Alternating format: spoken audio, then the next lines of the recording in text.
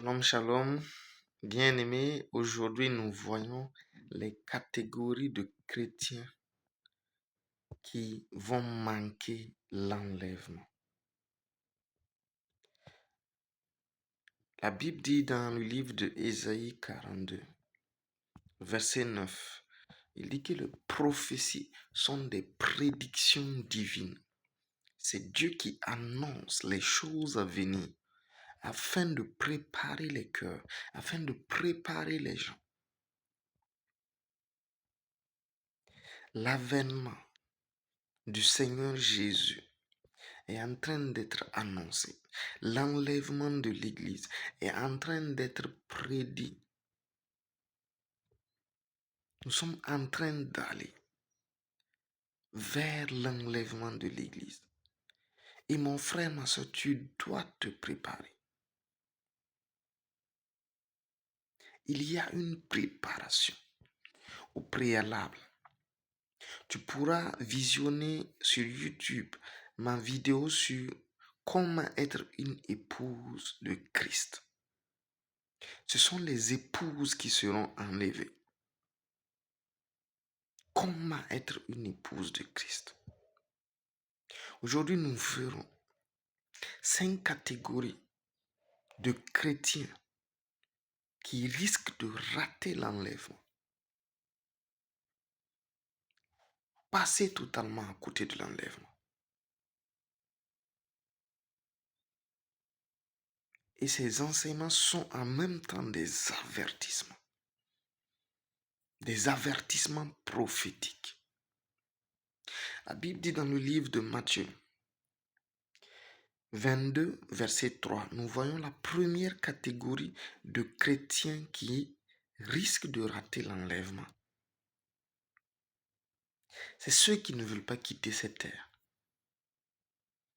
La Bible dit au verset 3, il envoya ses serviteurs appeler ceux qui étaient invités aux noces, mais ils ne voulurent pas venir. Très clairement, ils étaient attachés à leur vie sur la terre. Donc pour eux, quitter et aller au ciel, non, c'est pas l'idéal.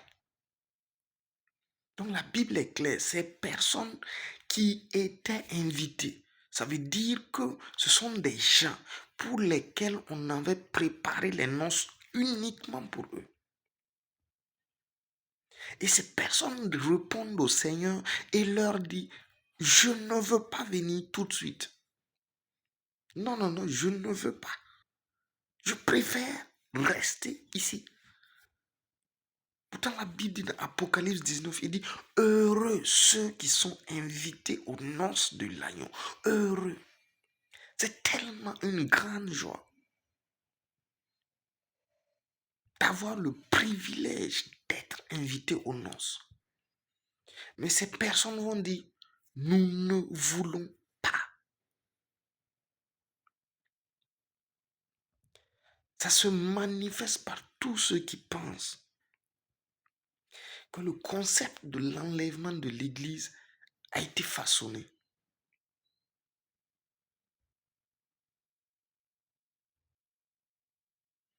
Ils disent, même s'il y a l'enlèvement, nous préférons rester ici.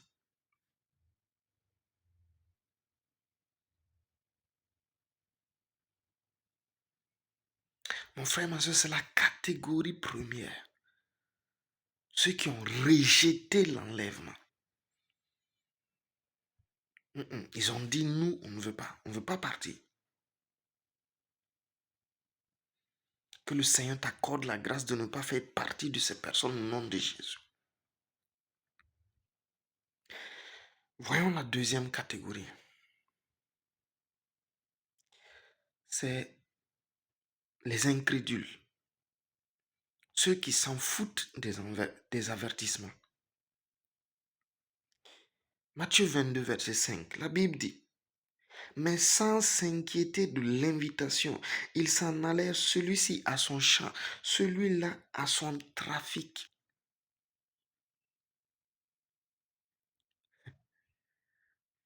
L'incrédulité. Il dit, je ne m'inquiète pas que le Seigneur veuille amener son Église pour faire des noces. Cette catégorie de personnes disent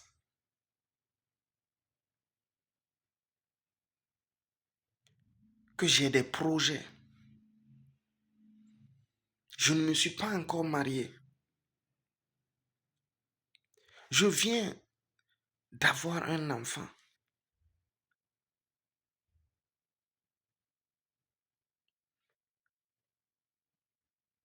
J'ai mon travail. Je suis en train de construire ma maison. Ce n'est pas encore achevé. Je suis en train de construire un projet, une ferme.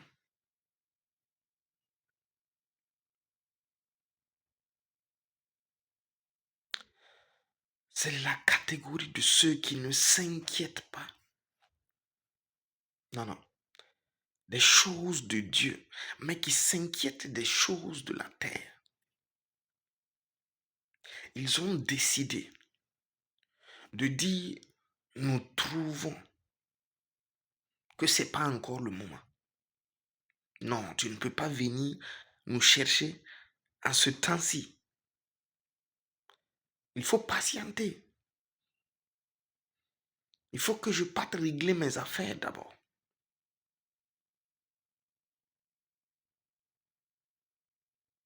Donc c'est la catégorie de ceux qui s'en foutent des avertissements. Ils sont chrétiens.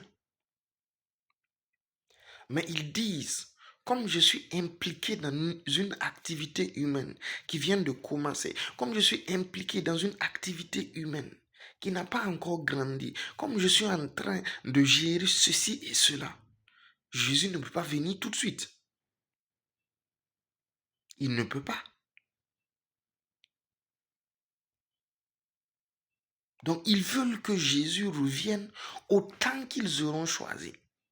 Quand eux, ils n'auront plus d'activité. Quand ils seront morts et enterrés, ces personnes vont rater l'enlèvement. Et je prie également que le Seigneur te fasse sortir de cette catégorie si tu y étais au nom de Jésus. Sache que l'enlèvement est une réalité. Et l'enlèvement se compte par des mois. Actuellement, je n'ai reçu aucun message de la date exacte de la part du Saint-Esprit. Mais j'ai reçu cette urgence spirituelle en moi. Que l'enlèvement est imminent. Nous ne saurons pas pour le moment quand. Mais cela ne veut pas dire que Dieu ne va pas continuer à parler. Plus de précisions se feront dans les semaines à venir. Parce qu'il faut que les anges sachent. C'est comme ça que Dieu fonctionne.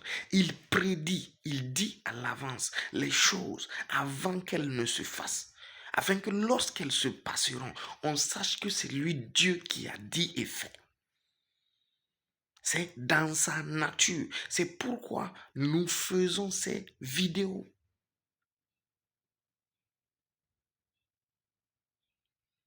Parce qu'il le veut, il a voulu ainsi. Il veut que nous préparions ceux qui vont être enlevés. Il veut que nous disions aux gens, il y a quelque chose qui arrive. Il y a quelque chose qui arrive. Levons les yeux et regardons. Si l'enlèvement surprend tout le monde, ce n'est pas bien. C'est que ce n'est pas l'enlèvement. Pourquoi? Parce que dans Matthieu 22, la Bible dit que Jésus a dit qu'il a envoyé ses serviteurs partout pour inviter les gens aux noces. Donc c'est quelque chose, on sera au courant. Il y a une invitation. Et c'est l'invitation que je suis en train de te dire. Je suis en train de te dire qu'il faut que tu te prépares. que le Seigneur va enlever son église. C'est l'invitation comme ça. Et nous verrons dans les 5 catégories ceux qui vont regarder cette vidéo et dire je ne peux pas, je ne veux pas partir, ou bien je ne m'inquiète pas de ces choses, ça ne me concerne pas. Voilà, la 3e catégorie, ceux qui n'ont pas le revêtement. Parce qu'il faut Christ. Il faut revêtir Christ. La Bible dit dans le livre de Galates 5, verset 24, il dit tous ceux qui sont en Christ ont revêtu Christ. Tous ceux qui appartiennent à Christ ont revêtu Christ. Mon frère, ma soeur, le revêtement, c'est les œuvres justes des saints. Et il n'y a aucune œuvre juste plus grande que l'œuvre de Jésus pour tout le monde entier.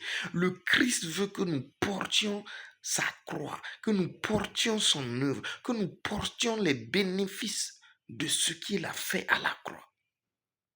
Donc si tu n'as pas encore donné ta vie à Jésus, si tu n'as pas encore fait la paix avec Dieu, si tu n'as pas encore commencé à prendre la chose spirituelle au sérieux, c'est le moment pour toi. Tu vas dire avec moi, c'est une courte prière qui va te permettre d'être consacré au Seigneur, qui va te permettre de faire la paix avec Dieu, qui va te permettre de réaliser pleinement que tu as besoin de Jésus-Christ. La Bible dit, si quelqu'un croit dans son cœur, Romains 10, verset 9 à 10, et qu'il confesse de sa bouche que le Seigneur Jésus est ressuscité des morts, alors il sera sauvé. Après le salut, il faut que tu marches dans les œuvres du salut. Actuellement, le Christ n'est pas encore revenu. Mais si tu prends conscience qu'en réalité dans ta vie, tu n'accordais pas assez de temps à Dieu. Parce que ce que nous allons voir, c'est que le revêtement, c'est des œuvres, c'est des actions que tu poses. Si tu vois que ton temps accordé à Dieu chaque jour était insignifiant, tu ne lis pas la Bible, tu ne pars pas à l'église, tu ne pries pas, tu ne cherches pas à grandir dans la communion avec Dieu.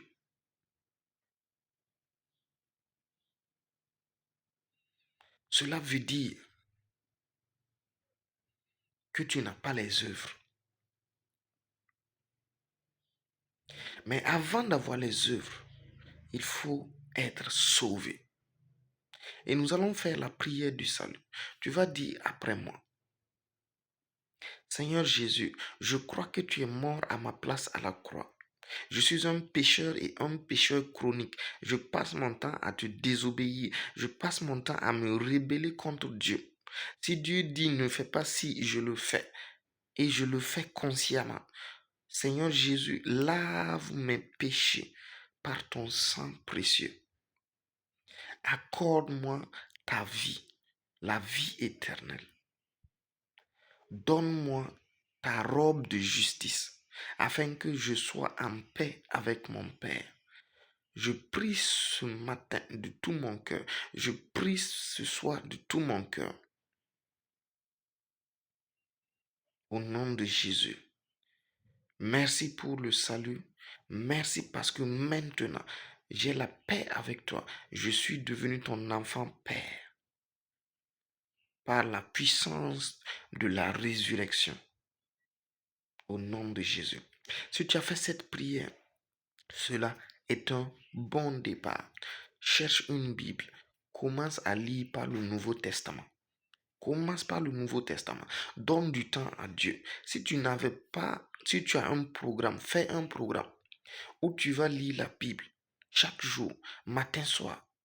Fais un programme où tu vas passer du temps avec Dieu, que ce soit à l'église, lors des réunions ou quoi. Passe du temps avec Dieu. Fais de Dieu tes délices. Ce sont les œuvres. Parce que nous voyons dans le livre de Matthieu, 22, verset 3. Qu'est-ce que la Bible dit? La Bible dit, il lui dit, mon ami, comment es-tu entré ici sans avoir un habit de noces? Cet homme eut la bouche fermée et on l'envoya au dehors. Ça veut dire qu'on l'a chassé. Ce monsieur avait eu la possibilité d'aller au niveau des noces. Mais on s'est rendu compte qu'il n'y avait pas d'œuvre. Lorsque le Seigneur regarde sa vie, il n'y a pas un revêtement. Pourtant, il était sauvé depuis longtemps. Mais on ne sent pas qu'il était zélé pour Dieu. On ne sent pas cette participation à la vie de Dieu. Et bien qu'il était sauvé, il ne pratiquait pas les œuvres du salut. Et cela lui a valu de ne pas participer aux noces. Parce que les noces sont réservées pour les chrétiens qui sont convertis depuis longtemps, à ceux qui ont un revêtement. Mais pour ceux qui viennent de donner leur vie à Jésus, juste avant que le Seigneur ne vienne, c'est une opportunité. Dieu appelle de toutes parts des gens qui réalisent qu'ils veulent faire partie de la chose. Et même sans leur capacité, même sans les œuvres, puisqu'ils ont donné leur vie in extremis, au moment de l'enlèvement, ils vont partir. Alléluia. Et Christ sera leur revêtement. Donc, quatrième catégorie, c'est ceux qui ne se doutent de rien. La Bible dit dans le livre de Matthieu 24, verset 39, il dit, et ils ne se doutaient de rien. C'est-à-dire des ignorants. Ils ont choisi d'être ignorants. Ils ont choisi de ne pas regarder les signes. Ils ont choisi de ne pas écouter, de ne pas entendre ce qui est dit. Donc, ils ne se doutaient de rien jusqu'à ce que le déluge vienne et les emporta tous. Il en sera de même à l'avènement du Fils de l'homme. Il dit alors de deux hommes qui seront au champ, l'un sera pris et l'autre laissé. On parle de l'enlèvement. On parle de l'enlèvement. Ceux qui vont être laissés à cause du fait que ils ont décidé consciemment d'ignorer les signes. Ils ont décidé consciemment de ne pas écouter Dieu.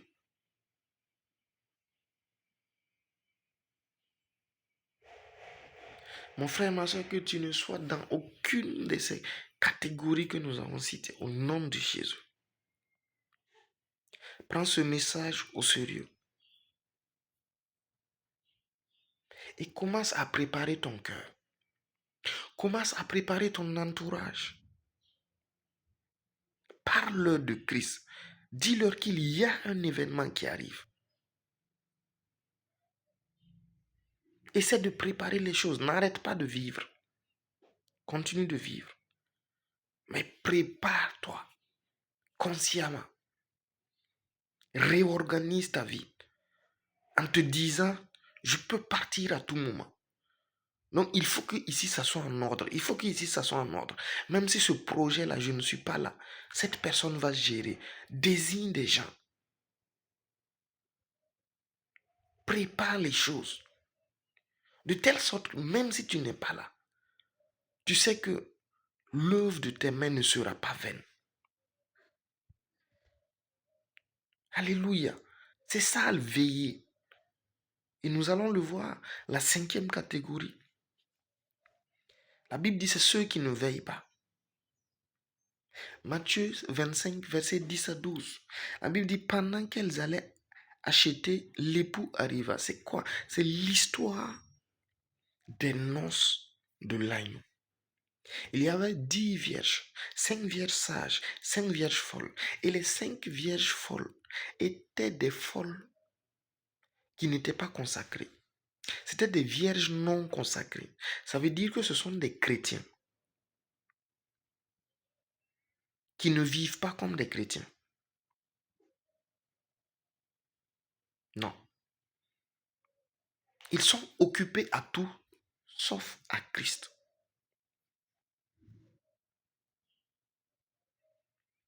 Ils ne vivent pas comme des chrétiens.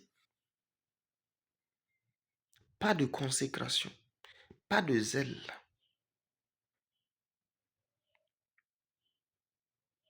Quand on dit rassemblement de prière, quand on dit évangélisation, quand on dit activité de l'Église, j'ai autre chose à faire.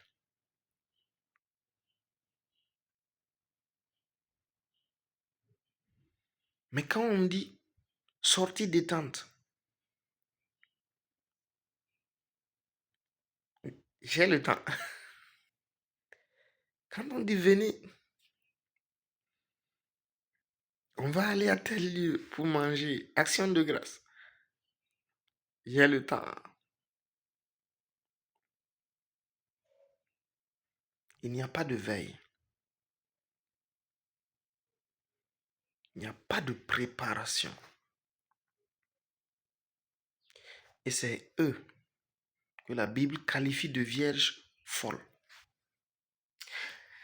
Et la Bible dit, quand ils allaient acheter maintenant l'huile, qui est l'huile de la consécration, quand ils ont pris conscience que maintenant, il faut qu'on soit au sérieux avec Dieu, c'est en ce moment que Jésus est venu. Et Jésus a fermé la porte. Verset 11. Plus tard, les autres vierges vinrent et dirent, Seigneur, Seigneur, ouvre-nous. Et le Seigneur répondit, je vous le dis en vérité, je ne vous connais pas. Je ne vous connais pas. Veillez donc, puisque vous ne savez ni le jour ni l'heure. C'est la 5e catégorie de ceux qui risquent de rater l'enlèvement. Ceux qui ne veillent pas et qui ne prient pas. Et veiller et prier, c'est quoi? Ça veut dire être conscient dans notre être intérieur à chaque instant que nous marchons. Ça peut être maintenant. Christ peut venir tout de suite pour me prendre. Être conscient dans notre être intérieur que je veux aller à ses noces plus que toute autre chose sur la terre. C'est-à-dire que ton cœur soit totalement détaché de tout ce qui est terrestre.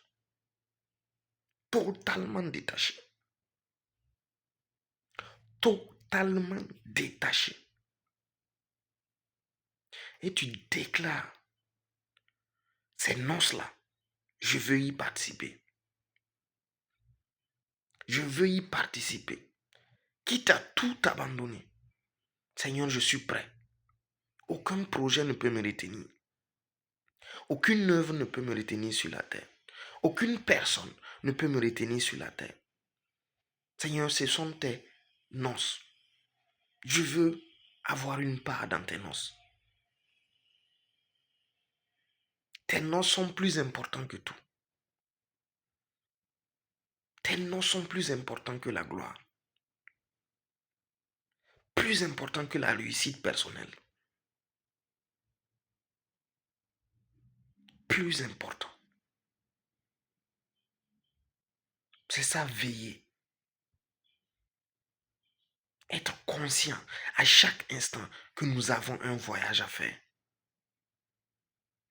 Et il y a un grand voyage à faire. Un grand voyage à faire. Alléluia. Et je prie que tu sois tu fasses partie de ceux qui vont être enlevés au nom de Jésus. Que la grâce de Dieu te visite en sorte que tout ce qui est nécessaire pour que tu fasses partie de cet enlèvement-là te soit accordé au nom de Jésus. Je déclare sur ta vie qu'une grâce excellente pour une consécration des derniers temps te soit accordée au nom de Jésus. Je déclare que pour toutes ces 5 catégories de personnes, tu quittes ces catégories au nom de Jésus. Que tu rentres dans la conscience du retour de ton Seigneur au nom de Jésus. Que le Seigneur vous bénisse abondamment. Shalom, shalom.